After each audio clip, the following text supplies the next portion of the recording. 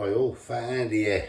Right, beef, stew and dumplings. Wow, I've been waiting for this. We're now getting into the season now where the old weather's turning rubbish now. Actually, I say that, today's nice and sunny, but with the weather we've had over the last few days, it's been absolutely atrocious. But yeah, beef stew and dumplings. Let's get down and see what we're going to put into it. Right, we've got beef. Like I say before, if I do a beef stew, I never buy the pre-chopped meat. I always get the joint and chop it myself.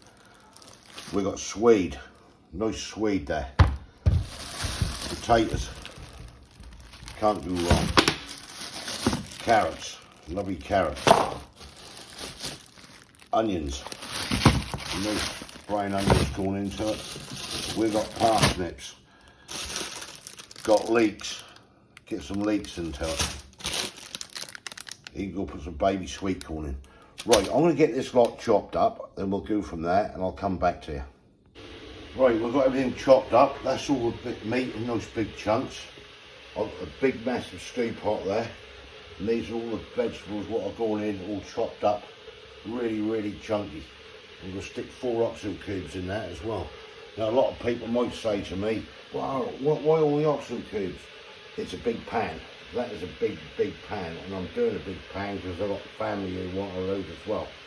They just love it. And then we're going to do the dumplings afterwards and get them done.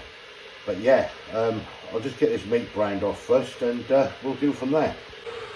Right, first thing I will do, just stick a bit of oil in the pan. We get this meat browned off first of all. I say brown, I'm just gonna stick it and put a bit of colour to it basically.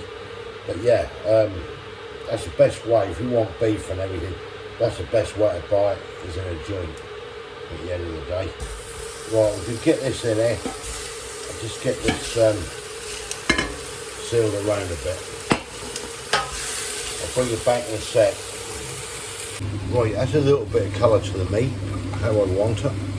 Right, let's get the vegetables in.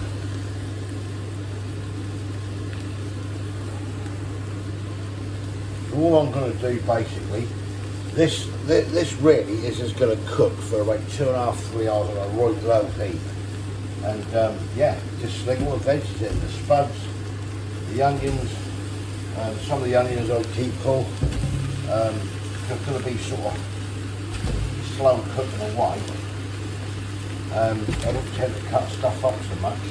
Now, with this, if you're using just like a big saucepan or something, just use a couple of oxen. You don't need to use 4 oxen cubes. This is just a huge pan, so that's why I'm doing that. Right, it's halfway through. Get the oxo in, and I'll stick the rest of the veg in there now. Right, I just stuck the 4 oxen cubes in. I'm just going to put a little bit of boiling water in this before I put the rest of the veg in. So I can re-boil the kettle. So I'll go re-boil the kettle and I'll be back in a sec. Right, I'm slinging the rest of the vegetables in here, like so. Nice big chunks. We're going to fill up another kettle of water. 2.5 take some kettles of water in this big old pan.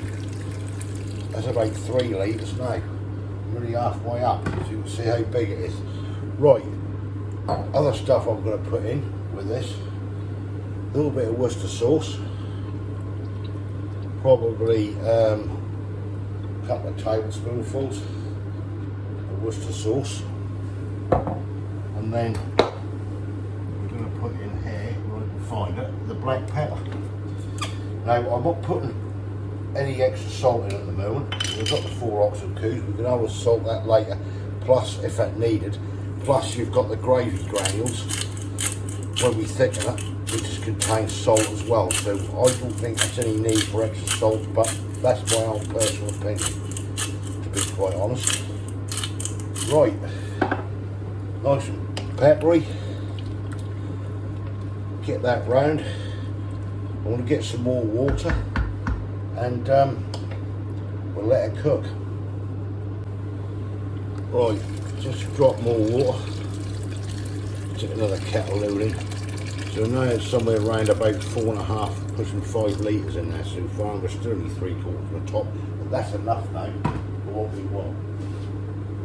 So the next thing down is to get that lid on. I'll let that start to bubble, then I'll bring it right down and then just let it simmer off. And then near the end, when we're done, got some dumpling mix. Normally use a Taurus syrup, but I couldn't get any this time, so got a couple of boxes of this dumpling mix. I'll make some dumplings up and get them in towards the end. Right, I'll bring you back when we're doing the dumplings. Right, I'm back. Right, this has now been going for 2.5 hours now. This looks absolutely delish. So next stage now, I'm just going to thicken this gravy up. I'm just going to use the old Quicksilver gravy granules. Now, when my nan used to do this, exactly how my nan used to make it, but she never used gravy granules years ago. Thicken up, just loads of rock soup and basically flour to thicken it up. We've got the luxury of gravy granules that give it a richer, even a richer more flavour, I think. I want to get this thickened up, then I'm going to get on with the dumplings. Be back in a bit. Right, let's get on with the dumpling mix. There you are, golden fry. Pick these up from Aldi's, Lidl's, all manner of places really. I think as Tesco's Derm as well. A little bit of nutritional information on the side there for people, and also the ingredients, and you got wheat and milk here as your allergens. Anyway, I've got a couple of packs of these, so I'm going to get these open up, and I'm going to get these in this bowl. Let me get some scissors. Right, that's one pack in there. We'll get the second pack in there as well. Now, obviously for that big pan full, I'm using 2 packs of this.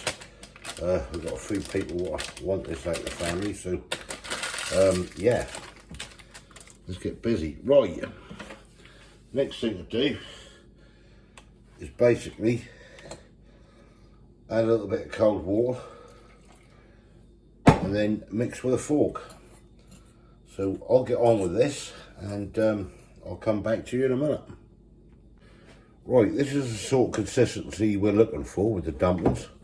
What I'm going to do, it says on here, just to flour the hands up a bit, and then basically when you've done that, to get one of your little dumpling balls and roll them around basically like so. And there you'll cook dumplings. Now you make these as big as you like at the end of the day, ain't gonna make any difference.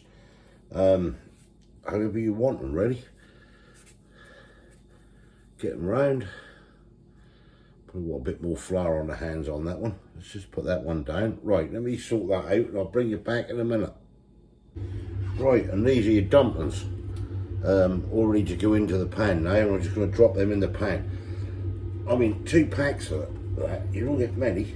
I mean, really, to be quite honest. So, I'm probably tomorrow, so there'll be a little left over, and the family's coming round with some. I've got to make some more dumplings, but to be fair, you don't get a lot in that. Anyway, I'm going to get these in the stew. Right, I'm back. So the dumplings are now made up, as we saw on the earlier on, so I'm just going to drop these now into this pot of stew. We're going to let these cook away now for about 20 minutes, and then the next time you see this, that'll all be ready served up. Catch you in a bit. Right, we're back and here we are. The Fat Andy's beef stew and dumplings. Whoa, look at that. I'm looking forward to this one. I really, really am. Right, where do we start? Right, let's get the camera up. That's the easiest thing to do. This, I've been waiting for since last winter. He says. Potatoes. Oh yeah. I've missed this. Comfort food, basically, at its best. The old beef.